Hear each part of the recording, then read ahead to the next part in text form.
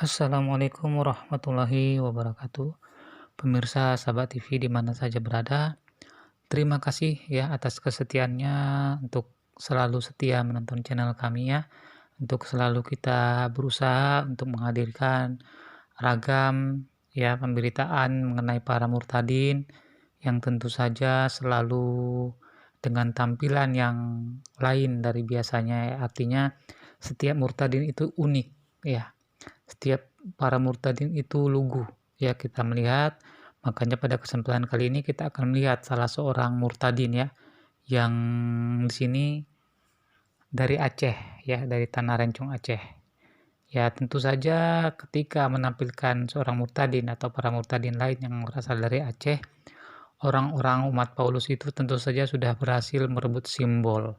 Ya, tetapi tentu saja kebohongan-kebohongan yang dilontarkan oleh mereka itu tentu saja atas dasar ketidaktahuan atau juga atas dasar kejahilan mereka karena orientasi mereka itu mungkin ya karena ketidakpahaman akan kitab suci dan sejarah dan juga barangkali bisa berhubungan dengan orientasi mereka terhadap dunia bukan akhirat karena mereka juga tidak memahami tentang Alkitab mereka sendiri ya apalagi Al-Quran ya. Jadi tidak akan mungkin seorang itu murtad jika dia memahami Al-Quran. Langsung saja pemirsa kita akan melihat bagaimana seorang murtadin yang berasal dari Aceh ini ketika dia menceritakan pengalamannya ya. Kita langsung saja pemirsa saksikan pada tayangan berikut ini. Harus tahu, aku sedikit pun Ali ini tidak pernah benci sama kalian. Aku sayang sama kalian. Ya pemirsa seperti biasa ya.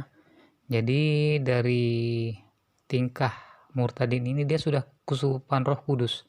Ya, dia sudah kelihatan bahwa dia merasa diinspirasi oleh Roh Kudus ya. Lihat saja dari gayanya ya pemirsa ya. Karena itu sifat Tuhan. Mengasihi, melayani, bukan sebaliknya. Dan banyak tahun saya jalani hidup saya dengan Tuhan. Susah payah. Saya sekolah susah payah. Saya bangun keluarga saya.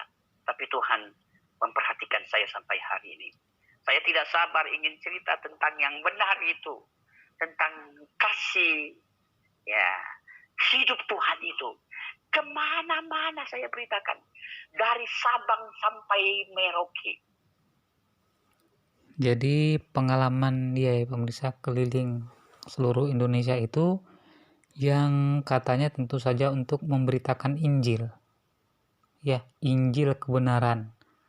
Kebenaran dari Yesus katanya ya pemirsa. Ya tentu saja itu yang ada di dalam pikirannya.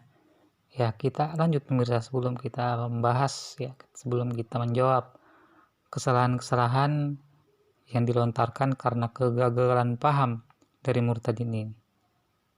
Kita lanjut. Desa, pelosok, kampung. Saudara-saudara saya bilang, saya tidak boleh di Aceh. Saya batasi untuk Aceh. Ya, saya bagikan ada tempat lain di mana kampung, desa, pelosok saya coba jalani. Ya pemirsa, kita lihat nampaknya Roh Kudusnya tuh udah luar biasa ya pemirsa. Betapa semangatnya berapi-api pemirsa.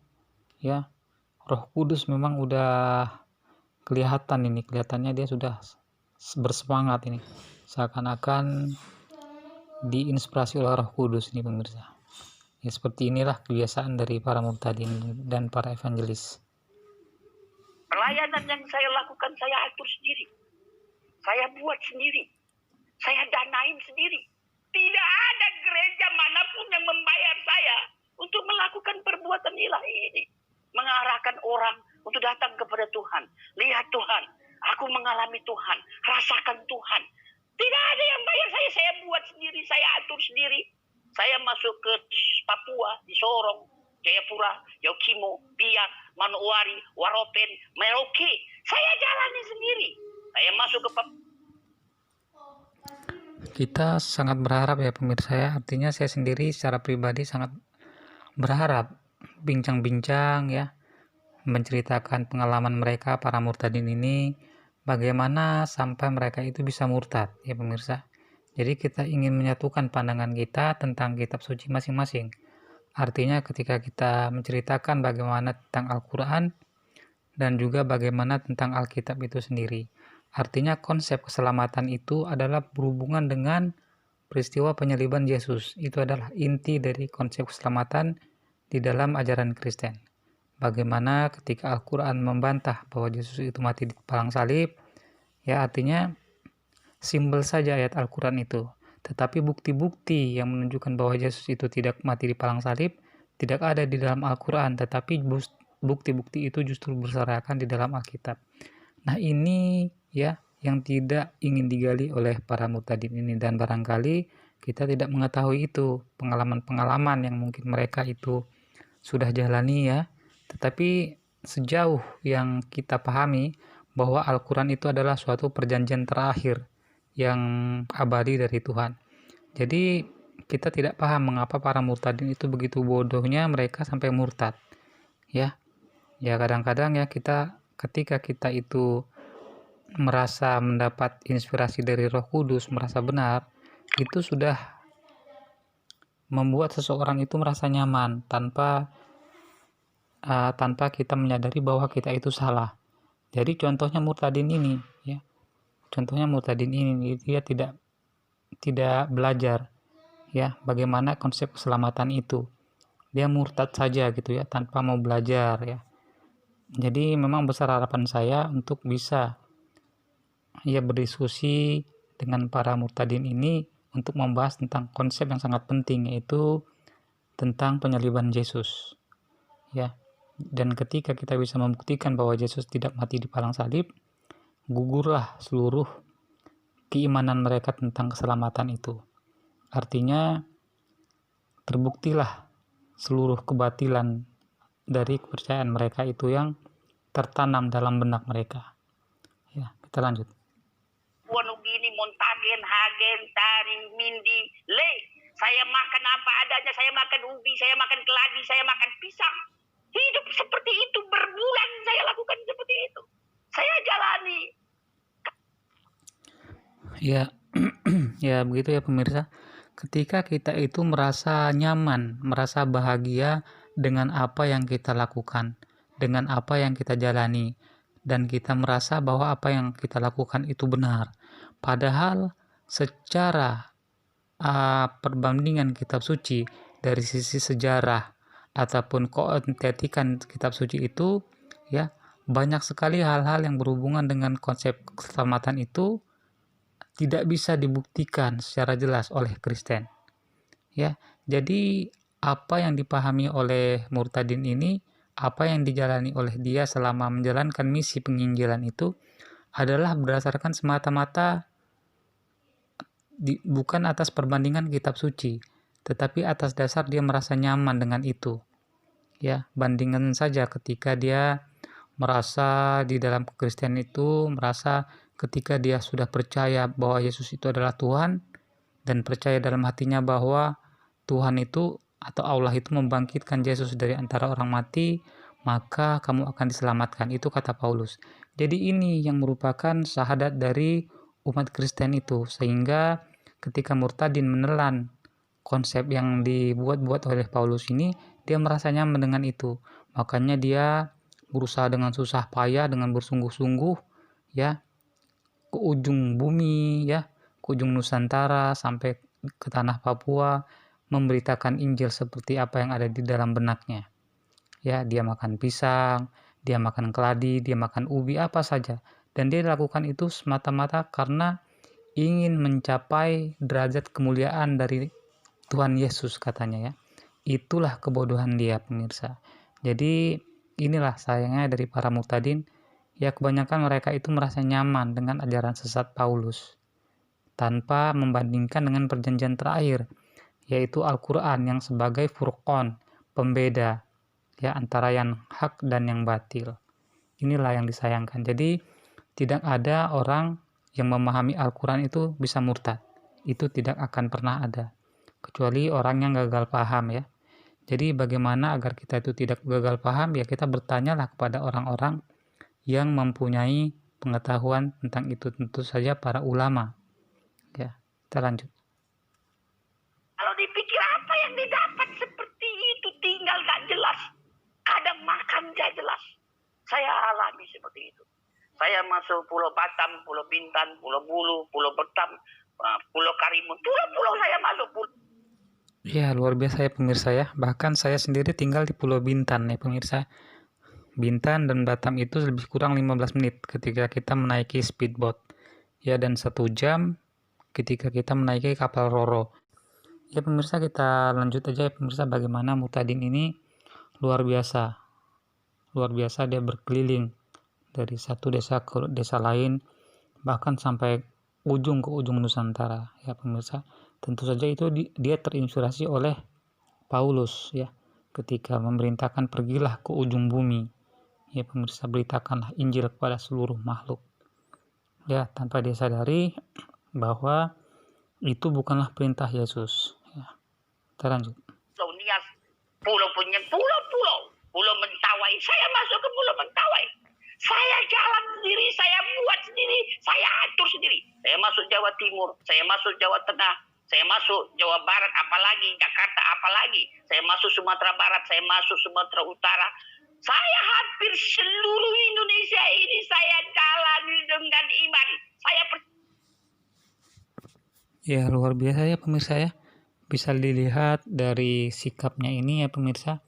Jadi sikapnya ini seperti itulah kebanyakan dari para muhtadin dan para evangelis. Mereka itu memang dimanapun mereka itu selalu merasa mendapat inspirasi dari Roh Kudus. Jadi gaya mereka itu yang seperti ini itu memang luar biasa, udah biasa seperti ini ya. Tetapi lucunya ketika kita berdebat dengan mereka, berdiskusi dengan mereka, ketika kita bisa menyampaikan dalil-dalil yang terang akan kebatilan doktrin dari kepercayaan mereka itu, mereka tuh sepertinya spontan merasa seperti ditinggalkan oleh Roh Kudus yang selalu biasanya bersama-sama dengan mereka. Saya dengan Tuhan. Yesus katakan jikalau Roh Kudus turun dalam hidup kamu. Ini Yesus yang bilang, Isa Al-Masih itu bilang, ada kuasa. Roh Kudus dalam hidup saya sudah masuk, sudah ada dalam hidup saya, maka ya pemirsa ya, Roh Kudus. Jadi seperti itu pemirsa. Jadi pemirsa yang ada di rumah, semoga pemirsa bisa paham ya, bahwa apapun yang mereka lakukan itu, kesesatan apapun itu yang mereka lakukan ya, tanpa mereka sadari bahwa itu semata-mata mereka lakukan karena mereka itu bersemangat dan merasa terinspirasi, seolah-olah mendapat bisikan dan inspirasi dari Roh Kudus. Jadi apapun yang mereka lakukan itu semata-mata semangat karena Roh Kudus itu pemirsa. Jadi kuncinya itu Roh Kudus ya pemirsa ya. Jadi ini ilmu baru juga bagi para pemirsa yang belum mengenal sifat-sifat para murtadin ini ya. Kuncinya itu Roh Kudus. Ya pemirsa, kita lanjut. ada kuasa. Apa kuasa itu? Memberitakan kebenaran itu. Ada kuasa memberitakan kebenaran itu di Yerusalem. Saya sudah bicara di Yerusalem itu keluarga saya sendiri, tetapi mereka menolak saya. Di Aceh saya sudah bicara, banyak tempat saya bicara. Mereka menolak saya. Yerusalem, Yudea, Samaria, bahkan ke ujung bumi. Perintah itu pergi. Makanya ini yang saya lakukan, pergi. Bagaimana caranya? Bagaimana ongkosnya? Saya tidak tahu. Yang saya tahu pergi. Matius pasal yang ke-28, Isa Al-Masih mengatakan, pergi, beritakan Injil, baptis mereka, ajar dalam nama Bapa, Putra, dan Roh Kudus. Jadi itulah yang menyedihkan ya pemirsa. Injil itu terlalu banyak bercampur. Ketika Yesus itu ya seperti kita lihat di dalam Injil Matius pasal 10 ayat 5-6, kemudian pasal 15 ayat ke-24, dan juga kita bisa lihat di dalam Al-Quran surat ke-61 ayat ke-5 dan 6 ya, bahwa Yesus itu diutus hanya kepada segala domba yang hilang dari Bani Israel. Ya, jadi ketika ada ayat-ayat yang menganjurkan untuk menyebarkan ajaran Yesus itu keluar dari Bani Israel, itu bukanlah ayat yang asli. Bahkan ketika kita bisa lihat di dalam RSV tahun 1952 itu banyak ayat-ayat yang dibuang oleh para pakar sejarah Alkitab ya, seorang sarjana-sarjana dalam bidang teologi ya, dibantu oleh 50 aliran Kristen yang berbeda. mereka membuang banyak ayat di dalam Alkitab itu, yaitu tentang Trinitas Suci, kemudian kenabian Yesus ke langit, termasuklah tentang racun maut yang ada di dalam Markus, dan juga tentang uh, amanah suci, ya, untuk menyebarkan Injil ke luar Bani Israel itu dibuang karena tidak terdapat di dalam naskah yang paling kuno. Itulah yang menurut para pakar Alkitab yang membuang ayat-ayat di dalam RSV tahun 1952 itu. Tetapi adanya tahun 1971 itu mereka masukkan lagi dan membuat Alkitab dengan nama yang sama, yaitu New RSV. Jadi ini yang tidak dipahami oleh murtadin ini, bahwa perintah untuk menyebarkan ajaran di luar Bani Israel itu adalah bukan perintah Yesus, ya. Jadi murtadin ini ketika murtad tidak mau belajar dulu, ya. Seharusnya sebelum murtad itu belajar dulu, ya. Belajar dulu bagaimana Alkitab itu, sejarah Alkitab itu. Kita lihat Al-Quran, bagaimana betapa banyaknya ayat-ayat yang menyanggah kekeliruan dari orang-orang Kristen itu.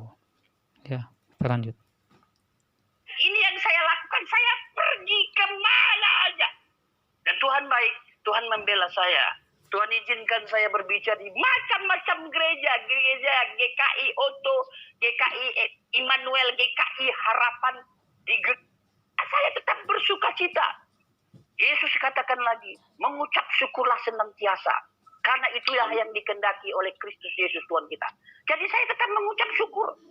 Dengan kita marah, dengan kita ngomel, dengan kita sakit hati, dengan kita perilaku kejam, berarti orang itu tidak mengucap syukur. Bagaimana Tuhan itu mau menolong dengan orang yang di luar kehendak Dia, yang tidak mengucap syukur, yang marah, yang komplain, yang khawatir? Bagaimana? Jadi ya begitu aja pemirsa, ya, pembahasan kita pada kesempatan kali ini. Jadi intinya itu sebenarnya, ya, perintah untuk mengajarkan Injil di luar Bani Israel itu bukanlah perintah Yesus. Dan Injil yang dipahami oleh para murtadin itu, ya, itu juga bukanlah Injil Yesus. Ya, Injil Matius, Markus, Lukas, dan Yohanes itu bukanlah Injil Yesus. Injil itu jauh ditulis setelah Yesus itu tidak ada di alam dunia ini. Jauh ditulis setelah Yesus itu meninggal, ya. Jadi inilah yang tidak dipahami, ya, oleh para murtadin. Sehingga ketika kita membandingkan dengan Al-Qur'an, itu jelas Al-Quran itu dituliskan, ya, sejak saat zaman Nabi Muhammad itu masih hidup, ya, dengan cara dihafalkan lalu dituliskan. Tetapi kodifikasi baru dilakukan pada saat zaman Abu Bakar dan Utsman dengan alasan-alasan tertentu. Jadi ini beda dengan Alkitab itu yang sudah hancur, ya pemirsa, yang sudah hancur lebur. Maka benarlah apa yang Al-Quran katakan di dalam surat kedua ayat ke-79, fawailul lilladzina yaktubuna alkitaba biaidihim summa yaquluna hadza min 'indillah yashtaru bihi samanan qalila fawailul lahum mimma katabat aydihim wa wailul lahum mimma yaksibun. Celakalah orang-orang yang menulis Alkitab dengan tangan mereka sendiri, lalu mereka mengatakan bahwa ini datangnya dari Allah, supaya mereka memperoleh keuntungan yang sedikit dengan perbuatan itu. Celakalah atas apa yang mereka hasilkan dengan tangan mereka sendiri, dan celakalah atas apa yang mereka kerjakan. Terima kasih atas segala perhatian. Mohon maaf atas segala kekurangan. Assalamualaikum warahmatullahi wabarakatuh.